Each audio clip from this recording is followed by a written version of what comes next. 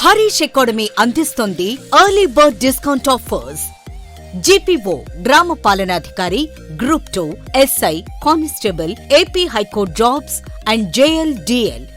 Full course ఏదైనా ₹699 మాత్రమే. Course validity 6 months. ఈ ఆఫర్ జూన్ 10 నుండి జూన్ 17 వరకు. సులభంగా జాబ్ సాధించే విధంగా లెజెండరీ ఫ్యాకల్టీచే రూపొందించబడిన standard and updated online classes. 3 లక్షల మందికి పైగా పర్చేస్ చేసిన ఆన్లైన్ క్లాసెస్. మరెందుకు ఆలస్యం? వెంటనే హరీష్ అకాడమీ యాప్ను డౌన్లోడ్ చేసుకోండి, విజయం సాధించండి.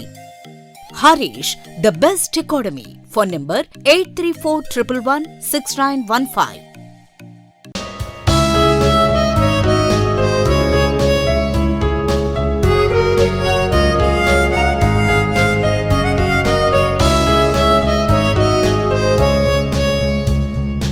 Harish, the best academy.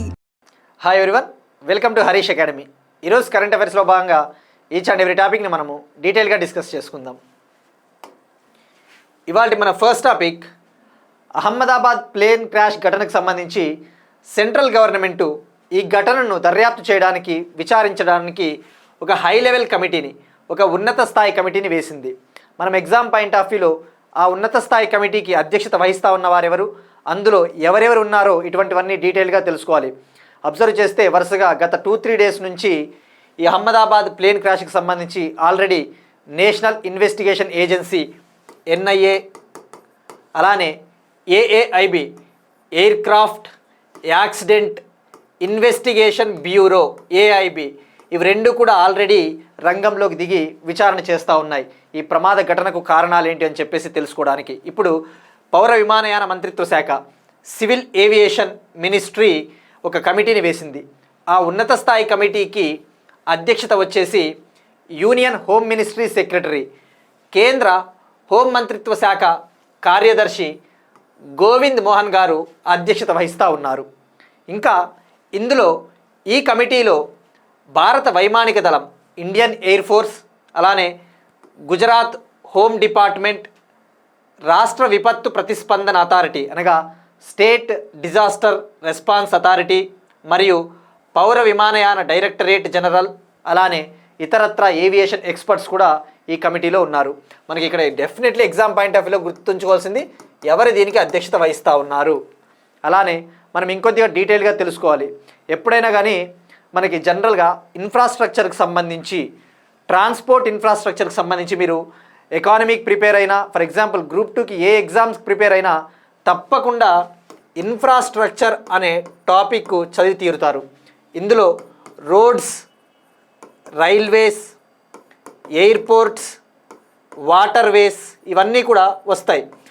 మనకు ఎగ్జామ్ పాయింట్ ఆఫ్ వ్యూలో డీటెయిల్గా తెలుసుకోవాలి. ఎందుకంటే మీరు ఎకనామిక్ సర్వే చదివినా, ఫర్ ఎగ్జాంపుల్ తెలంగాణ వాళ్ళైతే తెలంగాణ సోషియో ఎకనామిక్ అవుట్లుక్ చదివినా, ఏపీ వాళ్ళు ఏపీ సోషియో ఎకనామిక్ సర్వే చదివినా వీటి గురించి డీటెయిల్గా తెలుసుకోవాలి. ముఖ్యంగా ఇటువంటి ప్రమాదాలు జరిగినప్పుడు భారత ప్రభుత్వము వీటి భద్రత కోసం ఏవైనా ప్రణాళికలు తీసుకొని వచ్చిందా, ఏవైనా పాలసీలు ఉన్నాయో తెలుసుకోవాలి. ఎందుకంటే మీరు అబ్జర్వ్ చేస్తే మొన్న UPSC ఎగ్జామ్లో కూడా, నేను మొన్ననే చెప్పిన ఆల్రెడీ, UPSC ట్రెండ్సే స్టేట్ ఎగ్జామ్స్లో కూడా ఫాలో అవుతూ ఉన్నారు.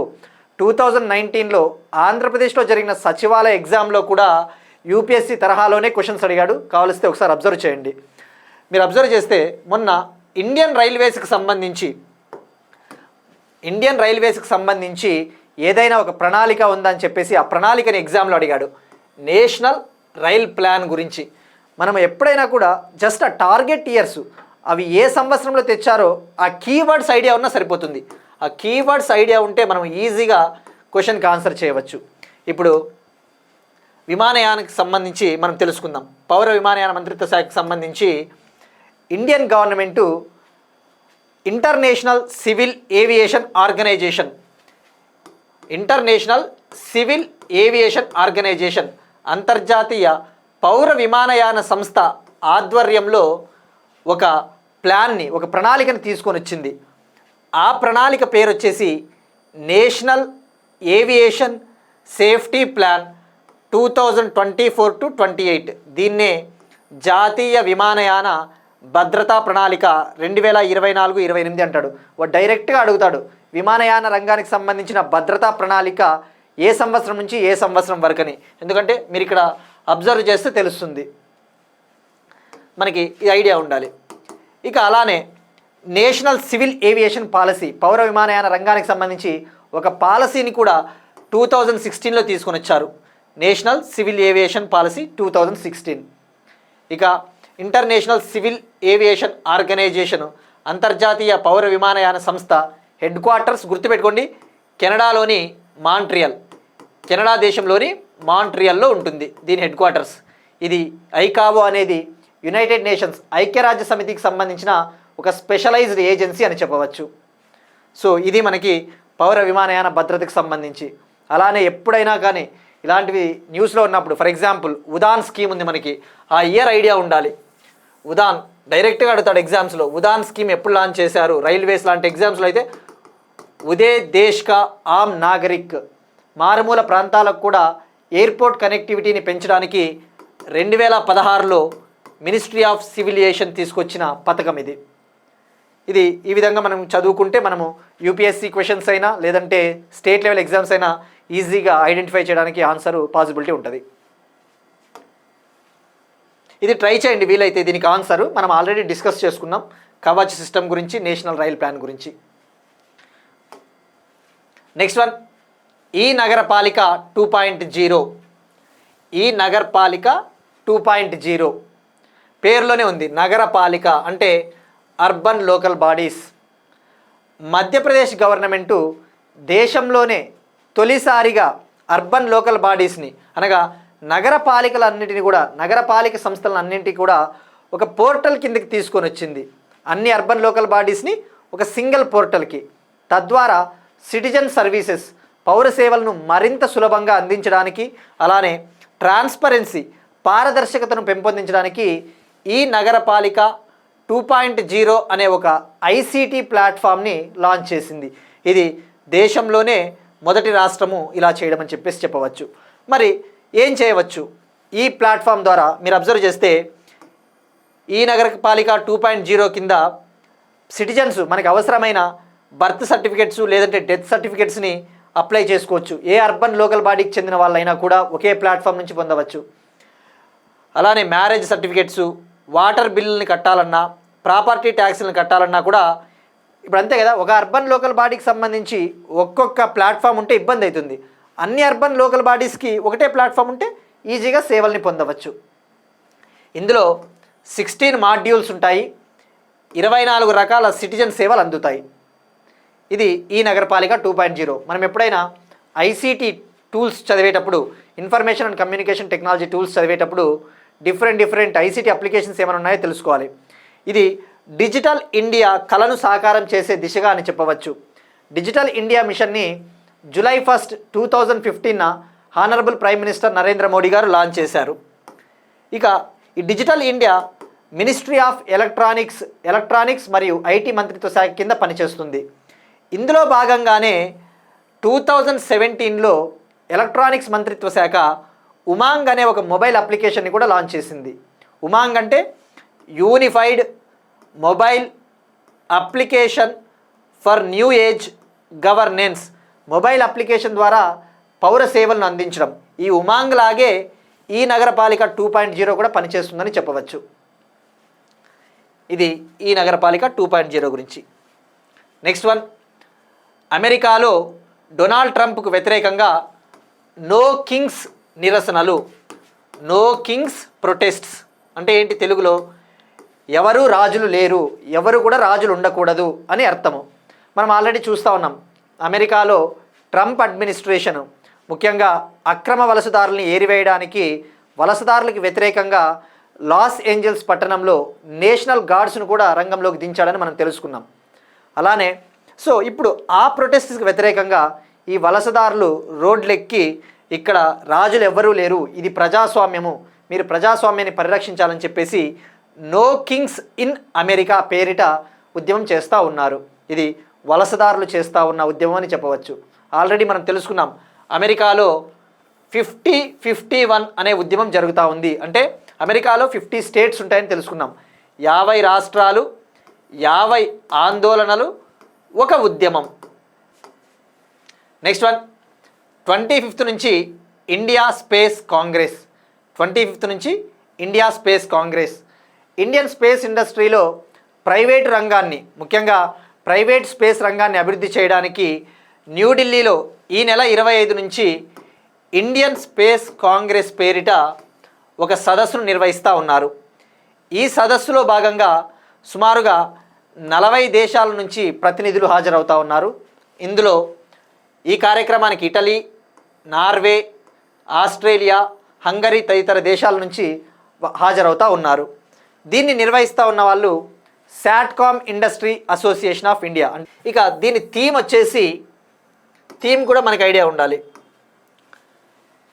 Pioneering innovation in space tech, India's journey towards global partnerships. ఇది థీము. ఇక ఈ సదస్సులో భాగంగా India, middle east, Europe economic కారిడార్కు సంబంధించిన విషయాలను కూడా ప్రత్యేకంగా చర్చించబోతా ఉన్నట్టు ఇండియన్ గవర్నమెంట్ తెలిపింది.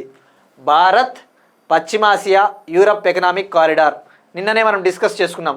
IMEEC ఇది 2023లో ఢిల్లీలో జరిగిన G20 సమ్మిట్లో లీడర్స్ సైన్ చేశారు, ఒప్పందం చేశారు.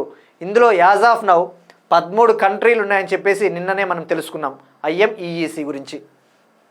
ఇది ఇండియన్ స్పేస్ కాంగ్రెస్.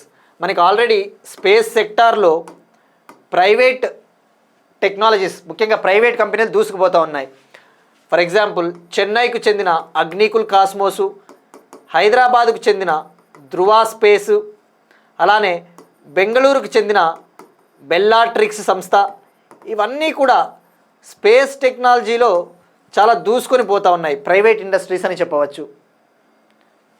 ఇది ఇండియా స్పేస్ కాంగ్రెస్ సంబంధించి. Next one, radio Nellikka. Kerala government కేరళలోని పిల్లల కోసం, చిల్డ్రన్ కోసము ఇంటర్నెట్ రేడియో ప్లాట్ఫామ్ని లాంచ్ చేయబోతూ ఉంది. ఇంటర్నెట్ రేడియో స్టేషన్, దాని పేరు వచ్చేసి రేడియో నెల్లిక్క. అంటే దీని ప్రధాన ఉద్దేశము మనం ఆల్రెడీ చూస్తూ ఉన్నాం, ముఖ్యంగా చిన్న పిల్లల్లో ఎక్కువగా సోషల్ మీడియాకి అడిక్ట్ అవుతూ ఉన్నారు, మెంటల్ హెల్త్ ఇష్యూస్ వస్తూ ఉన్నాయి. సో వీటన్నిటిని నివారించాలి అంటే వీళ్ళకి అవగాహన కార్యక్రమాలు అందజేయాలి. ముఖ్యంగా ప్రపంచవ్యాప్తంగా జరుగుతూ ఉన్న మంచి మంచి చర్చా కార్యక్రమాలను రేడియో ద్వారా, లైవ్ స్ట్రీమింగ్ ద్వారా చిన్నారులకు అందించాలని చెప్పేసి రేడియో నెల్లిక్క పేరిట కేరళ గవర్నమెంటు June 18న లాంచ్ చేయబోతూ ఉన్నారు కేరళ చీఫ్ మినిస్టర్ పినరయ్ విజయన్ గారు. దీన్ని అభివృద్ధి చేసిన వాళ్ళు Kerala state commission for protection of child rights. Kerala state commission for protection of child rights. ఇక మనం ఆల్రెడీ డిస్కస్ చేసుకున్నాం, ఆల్రెడీ వివిధ దేశాలు కూడా చిన్నారులలో ఈ ఇంటర్నెట్ని, సోషల్ మీడియాను కూడా అరికట్టాలి అని చెప్పేసి ఇటీవల ఫ్రాన్స్ గవర్నమెంట్ కూడా 15 ఏళ్లలోపు చిన్నారులకు సోషల్ మీడియాను బ్యాన్ చేయాలన్న ఆలోచనలో ఉన్నట్టు ఫ్రాన్స్ ప్రెసిడెంట్ ఎమ్మాన్యుయల్ మ్యాక్రాన్ గారు ప్రకటించారు. ఆల్రెడీ ఆస్ట్రేలియా లాస్ట్ ఇయర్ 16 ఏళ్లలోపు చిన్నారులకు సోషల్ మీడియాను రద్దు చేసింది. ఆ విషయం గుర్తుపెట్టుకోండి. ఇక కేరళ అంటేనే గుర్తు రావాల్సిండేది మనకి ఇటీవల కూడా డిస్కస్ చేసుకున్నాం, దేశంలోనే మొట్టమొదటిసారిగా సీనియర్ సిటిజన్స్ కోసం, వయోవృద్ధుల కోసము సీనియర్ సిటిజన్ కమిషన్ ఏర్పాటు చేసిన రాష్ట్రంగా కేరళ నిలిచిందని కూడా తెలుసుకున్నాం. ఇక కేరళలో ఇటీవల లైబీరియాకు చెందిన నౌక కూడా మునిగిపోయింది, అది తెలుసుకున్నాం. Vizhinjam port, international sea port, Kerala. Next topic, Shipki La pass. Shipki La pass మీరు జాగ్రఫీ చదివేటప్పుడు డిఫరెంట్ పాసెస్ గురించి చదువుతూ ఉంటారు. మౌంటైన్ పాసెస్ హిమాచల్ ప్రదేశ్లో ఉంటుంది షిప్కిలా పాస్. అలానే సిక్కింలోని నాతులా పాసు, ఉత్తరాఖండ్లోని లెపులెక్ పాసు, అలాంటి పాసెస్ గురించి చదివే ఉంటారు. ఇప్పుడు హిమాచల్ ప్రదేశ్ తొలిసారిగా ఇండిపెండెన్స్, భారతదేశానికి స్వాతంత్రం వచ్చిన తర్వాత తొలిసారిగా ఈ షిప్కిలా పాస్ను టూరిస్టుల కోసం, ముఖ్యంగా డొమెస్టిక్ టూరిస్టులు, స్వదేశీ పర్యాటకుల కోసము దీన్ని తెరవబోతూ ఉంది. మీరు ఇక్కడ అబ్జర్వ్ చేస్తే ఇమేజ్లో ఇది కొండ ప్రాంతాల్లో ఉంటుంది. సముద్ర మట్టానికి 3930 మీటర్స్ ఎత్తున లొకేట్ అయి ఉంటుంది ఈ షిప్కిలా పాసు. మరి ఇప్పుడు ఇలా దీన్ని ఓపెన్ చేయడం ద్వారా ప్రజలకు బార్డర్ టూరిజంని, బార్డర్ ఏరియాస్లో పర్యాటక రంగాన్ని అభివృద్ధి చేయవచ్చు. అలానే ఇండో టిబెట్, ముఖ్యంగా ఇండో చైనా మధ్య బార్డర్ ట్రేడ్ని ఇంప్రూవ్ చేయొచ్చు అని చెప్పేసి, బార్డర్ వాణిజ్యాన్ని అభివృద్ధి చేయొచ్చు అని చెప్పేసి హిమాచల్ ప్రదేశ్ గవర్నమెంట్ ఆలోచన. మనం ఇక్కడ తెలుసుకోవాల్సినది, ఈ షిప్కిలా పాస్కి చాలా ప్రాముఖ్యత ఉంది. మనం ఆల్రెడీ గతంలో డిస్కస్ చేసుకున్నాం. మానస్ సరోవర్ యాత్ర, కైలాష్ మానస్ సరోవర్ యాత్ర, ఇది టిబెట్లో ఉండే ఒక పవిత్రమైన పుణ్యక్షేత్రం. ఈ పవిత్రమైన పుణ్యక్షేత్రము హిందువులకి, బౌద్ధులకి, జైనులకి చాలా కీలకమని చెప్పేసి కూడా తెలుసుకున్నాం. మరి అటువంటి కైలాస్ మానస్ సరోవర్ యాత్రకి వెళ్ళాలంటే ఈ షిప్కిలా పాస్ కూడా ఒక మార్గంలా పనిచేస్తుంది. అలానే ఇండో చైనా వాణిజ్యము, ముఖ్యంగా కరోనా వచ్చిన తర్వాత ఇండియాకి చైనాకి మధ్య వాణిజ్యం తగ్గిపోయింది. ఇప్పుడు ఆ బార్డర్ వాణిజ్యాన్ని మనం మళ్ళీ మెరుగుపరచాలి అంటే ఈ షిప్కిలా పాస్ ఉపయోగపడుతుందని చెప్పేసి హిమాచల్ ప్రదేశ్ గవర్నమెంట్ ఆలోచన. మీరు ఇక్కడ అబ్జర్వ్ చేస్తే షిప్కిలా పాస్ హిమాచల్ ప్రదేశ్లో ఇక్కడ ఉంటుంది. ఇక్కడ అబ్జర్వ్ చేస్తే మానస్ సరోవర్ లేక్ ఉంది. ఈ మానస్ సరోవర్ లేక్కి దగ్గరలోనే మౌంట్ కైలాష్ ఉంది. మరి ఇక్కడ ఈ మౌంట్ కైలాస్, మానస్ సరోవర్ లేక్ ఆ ప్రాంతానికి రీచ్ అవ్వాలి అంటే 3 ప్రాంతాలు కీలకము. అలానే ఇండియాకి చైనాకి మధ్య వాణిజ్యాన్ని కొనసాగించాలంటే 3 మౌంటైన్ పాసెస్ కీలకం. అవే మనం ఇందాక చెప్పుకున్నవి. సిక్కింలోని నాతూలా పాస్, సిక్కింలోని నాతూలా పాస్, ఉత్తరాఖండ్లోని లిపులెక్ పాస్, హిమాచల్ ప్రదేశ్లోని షిప్కిలా పాస్. ఇవి 3 చాలా కీలకం. సో ఇవి మ్యాచ్ ద ఫాలోయింగ్ ఇస్తాడు, గుర్తుపెట్టుకోండి. డైరెక్ట్గా అడుగుతాడు జాగ్రఫీలో.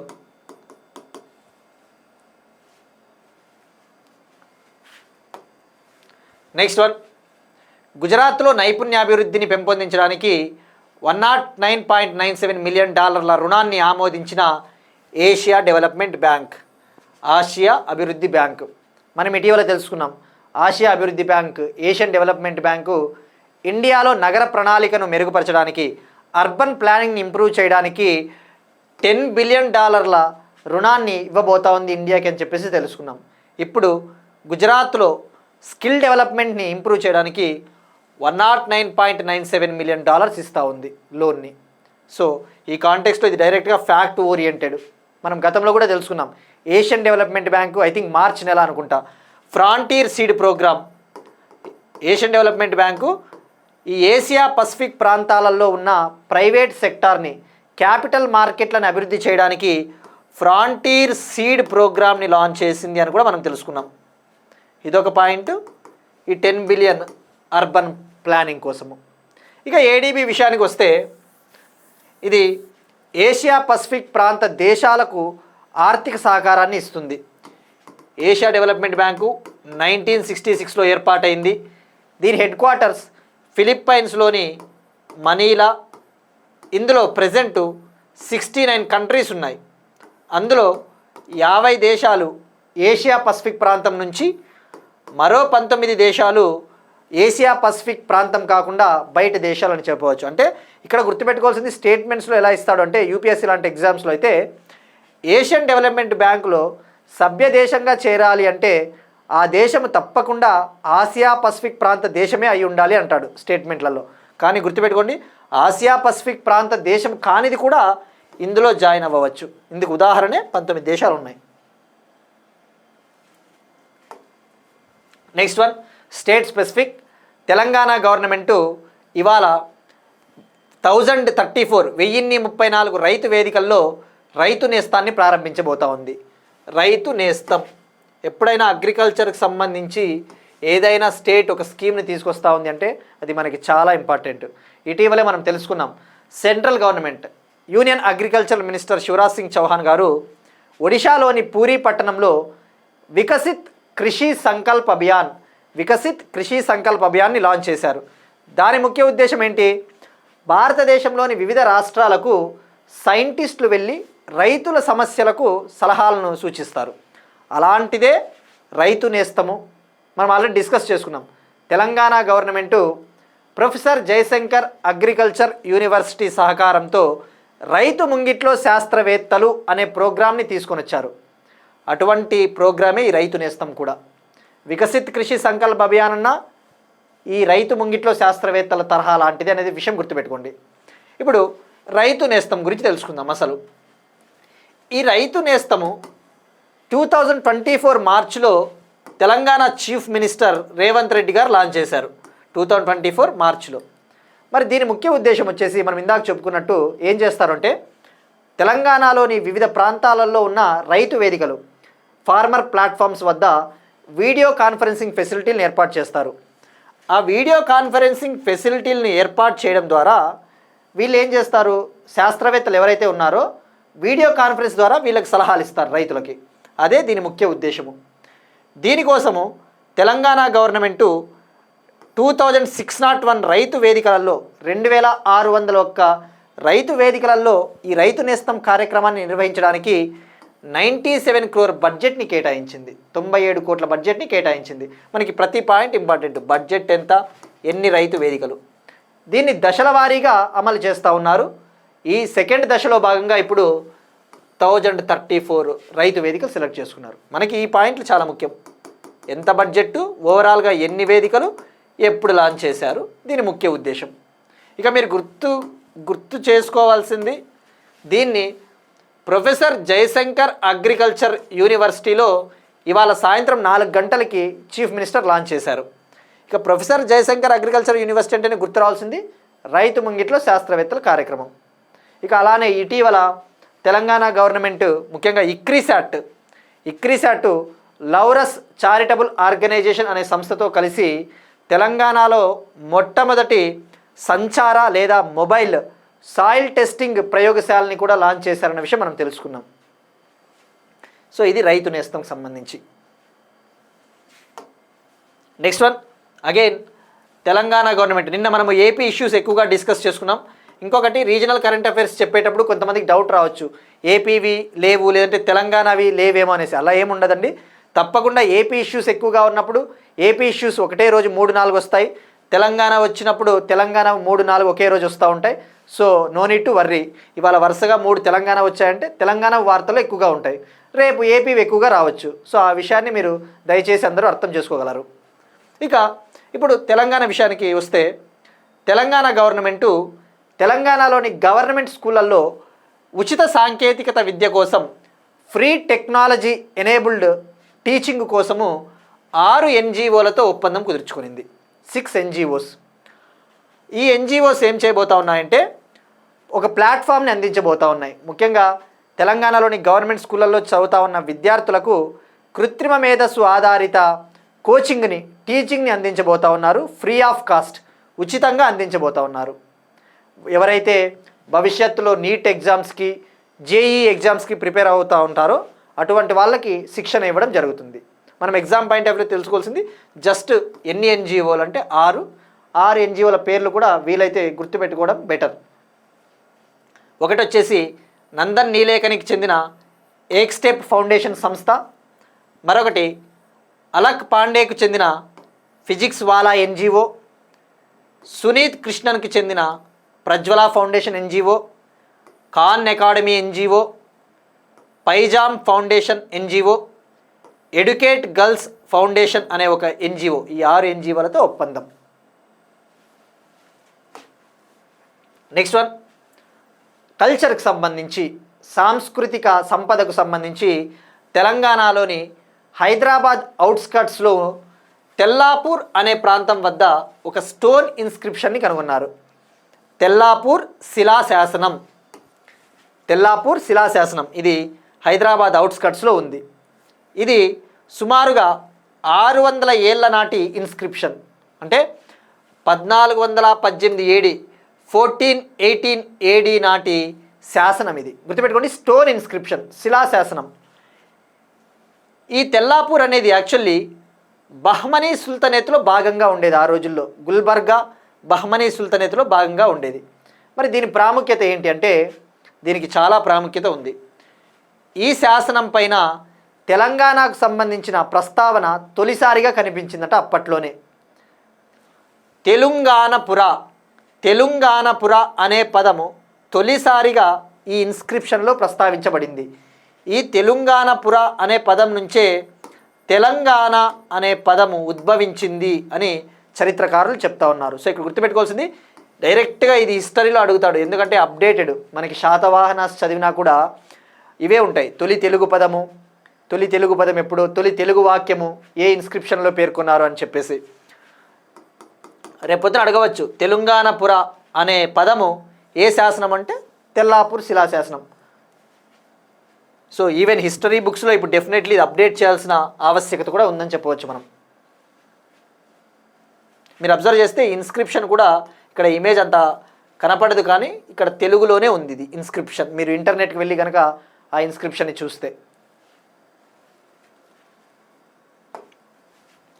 ఇప్పుడు ఒక క్వశ్చన్ చూద్దాం. నిన్న మనము న్యూక్లియర్ రియాక్టర్స్కి సంబంధించి డిస్కస్ చేసినాం. సో ఆ కాంటెక్స్ట్లో ఇది ఒక కంటిన్యూషన్ అని చెప్పవచ్చు. ఉత్తర భారతదేశంలో మొట్టమొదటి అణు విద్యుత్ కేంద్రము ఏ రాష్ట్రము లేదా ఏ కేంద్ర పాలిత ప్రాంతంలో రానుంది? North India's first nuclear plant is coming up in which state or UT?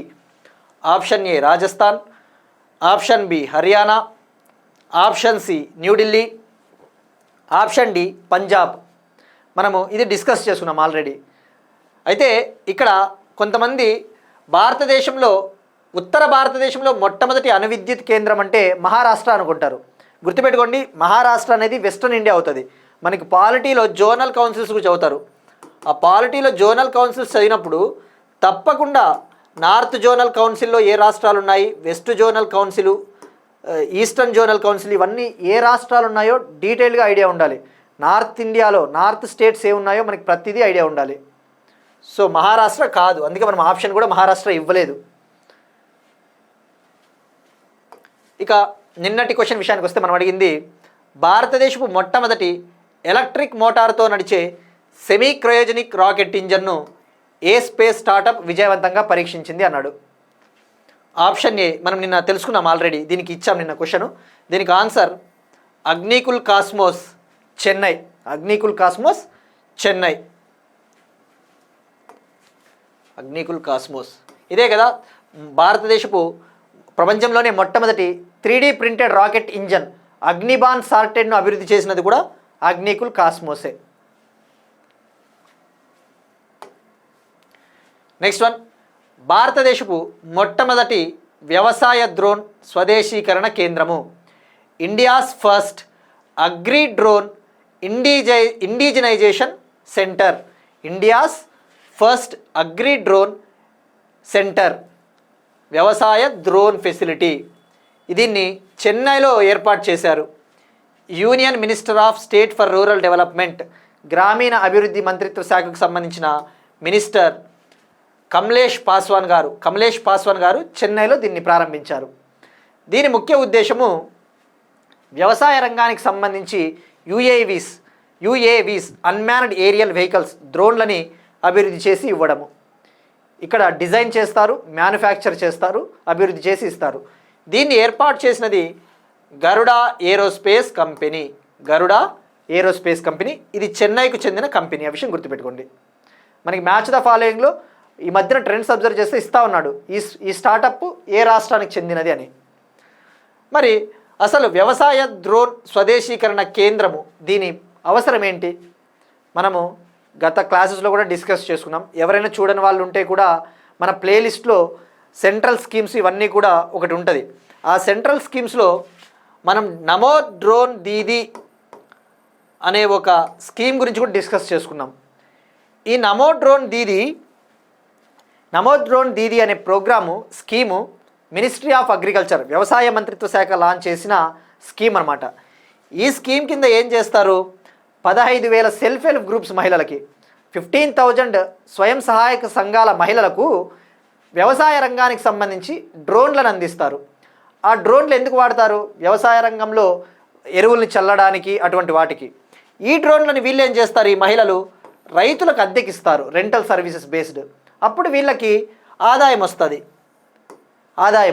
అట్లా సంవత్సరానికి 1,00,000 వరకు ఆదాయం వస్తుందని అంచనా ఈ నమో డ్రోన్ దీదీ స్కీమ్ ద్వారా.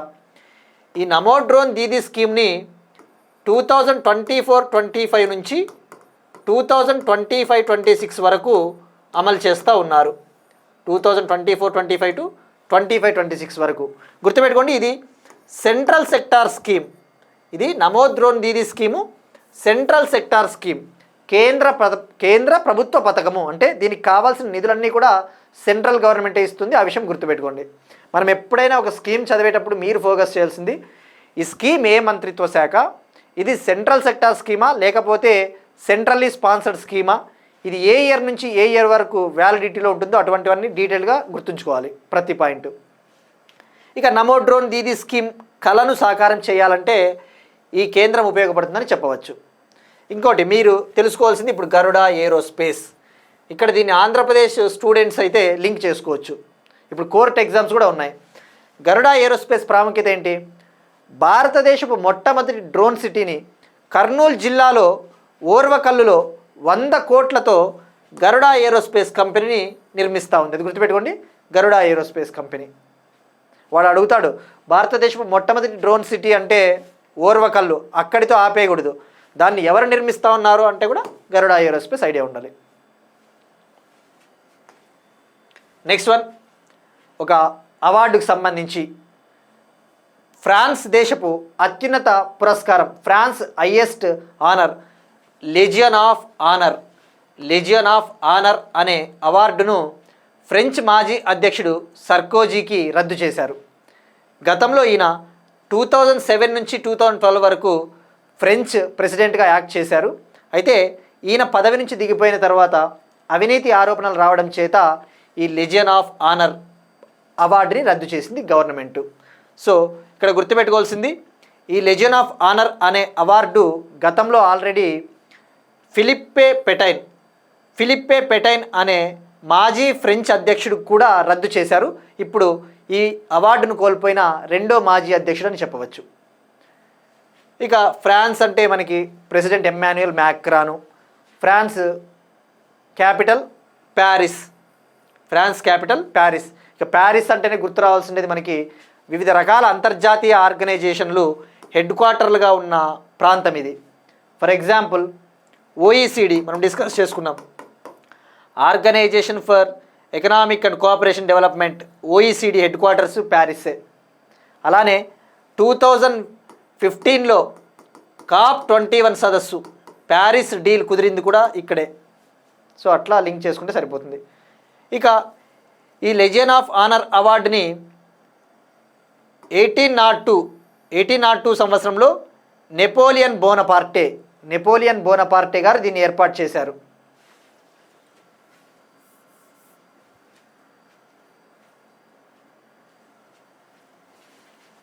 నెక్స్ట్ వన్, ఒక బుక్కి సంబంధించి మోడీస్ నీతి శాస్త్ర ద వరల్డ్స్ హిజ్ ఆయిస్టర్ అనే పుస్తకం. మోడీస్ నీతి శాస్త్ర ద వరల్డ్స్ హిజ్ ఆయిస్టర్ అనే పుస్తకం. ఈ పుస్తకం వచ్చేసి ఏం తెలుపుతుందంటే ప్రధానమంత్రి నరేంద్ర మోడీ గారు బాధ్యతలు చేపట్టిన తర్వాత తన పదవీ కాలంలో తన గవర్నమెంట్లో ఇండియన్ జ్యుడిషియరీలో భారత న్యాయ వ్యవస్థలో వచ్చిన సంస్కరణలు మార్పుల గురించి ఈ పుస్తకాన్ని రాయడం జరిగింది. ఈ పుస్తకాన్ని రాసిన వారు సుప్రీంకోర్టు బార్ అసోసియేషన్ మాజీ ప్రెసిడెంట్ డాక్టర్ అదీష్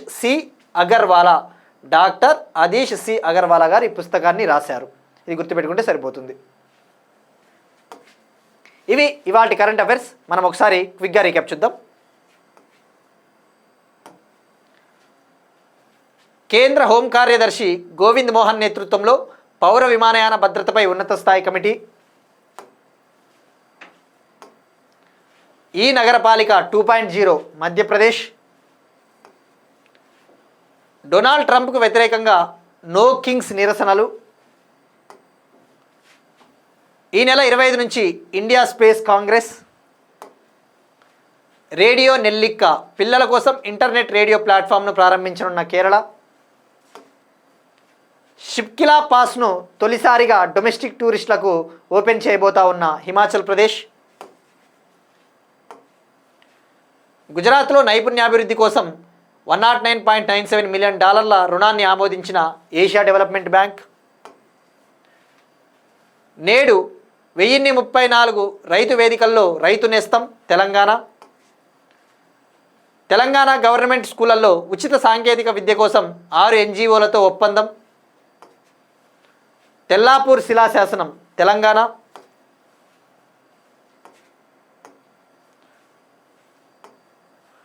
భారతదేశపు మొట్టమొదటి వ్యవసాయ డ్రోన్ స్వదేశీకరణ కేంద్రం చెన్నై. అవినీతి ఆరోపణలపై ఫ్రెంచ్ మాజీ అధ్యక్షుడు సర్కోజీకి లెజన్ ఆఫ్ ఆనర్ రద్దు. మోడీస్ నీతిశాస్త్ర ద వరల్డ్స్ ఈజ్ ఆయిస్టర్ పుస్తకాన్ని రచించిన doctor Adish C Aggarwala. That's it. These are today's current affairs. ఇవాటి క్లాస్కి సంబంధించిన కంప్లీట్ ఇన్ఫర్మేషన్ PDF రూపంలో టుమారో మన WhatsApp channel Harish academy WhatsApp ఛానల్లో అవైలబుల్ ఉంటుంది. So everybody can access it and will meet you again tomorrow and thank you everyone.